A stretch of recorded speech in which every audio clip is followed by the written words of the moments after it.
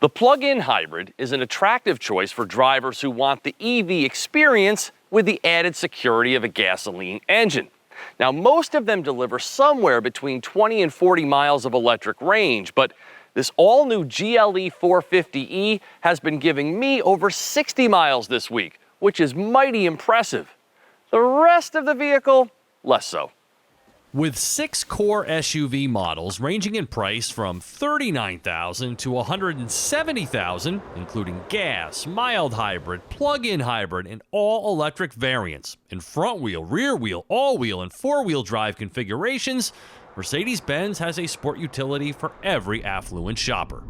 The GLE 4MATIC resides in the top tier of those offerings, a large 5-seater with a starting MSRP of $64,000. Last redesigned for the 2020 model year, this 2024 GLE takes on a more modernized appearance with a number of exterior design tweaks, one of which is the addition of this new twilight blue paint choice, which has been getting rave reviews this week.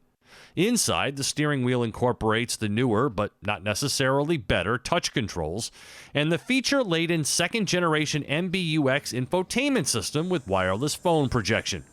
But the biggest buzz centers around this new plug-in hybrid model, the 450e.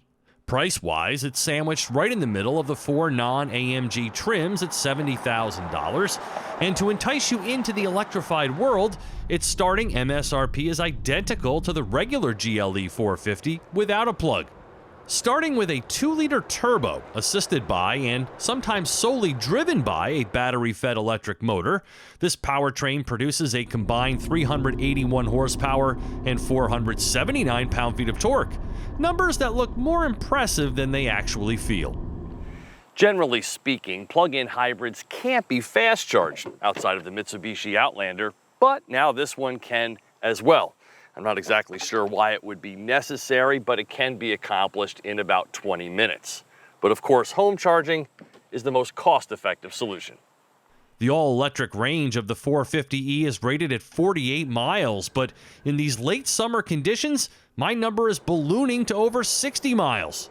Now, for some perspective, the new fully electric Lexus RZ 450e has been giving me only about twice that in similar ambient temperatures. So yes, the EV range here is quite impressive.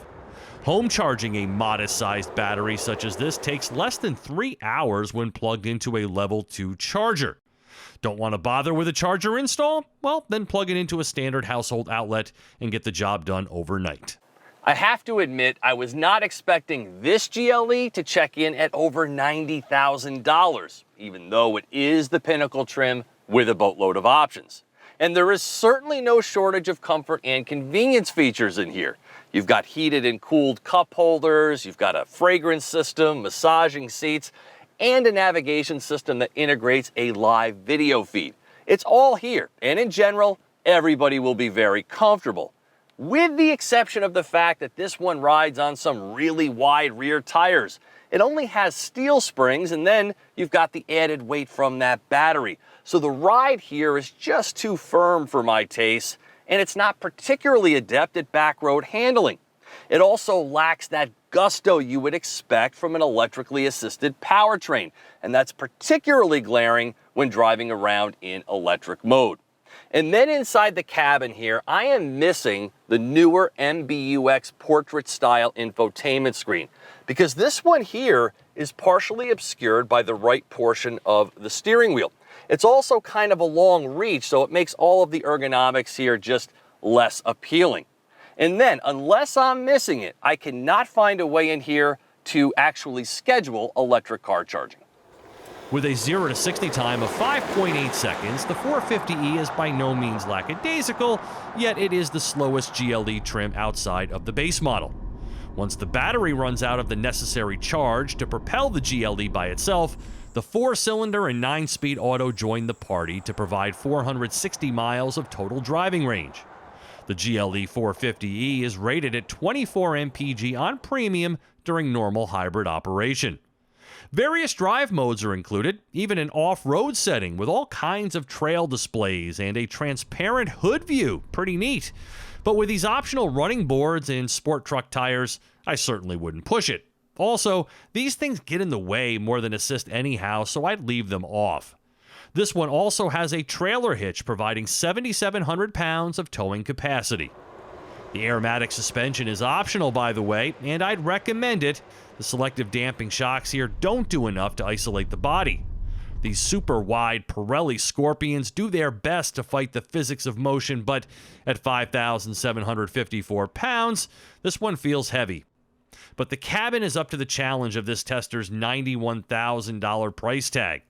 The Pinnacle trim is equipped with an upgraded Burmester surround sound system, augmented video for the navigation system, just take a look at this, the Hey Mercedes virtual assistant, and cool exterior lighting.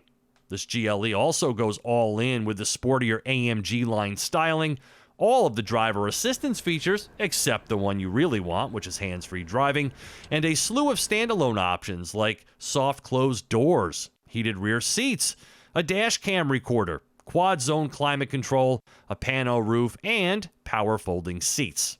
But see these bags though? There's no underfloor storage due to the battery being located there, so the charge cable, first aid kit, and tire inflator have nowhere to go.